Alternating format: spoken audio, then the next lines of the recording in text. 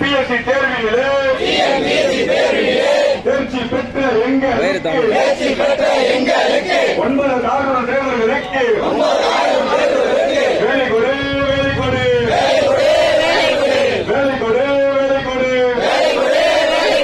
பெண்களுக்கு பெண்களுக்கு 33%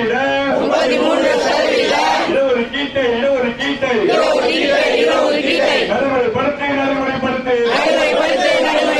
தமிழக அரசு மின் வாரியமே என்ன ஆட்சி தேர்வு எழுதி காத்திருக்கும்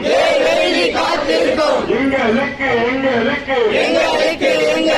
வேலை வாய்ப்பு என்ன ஆட்சி படித்தோமே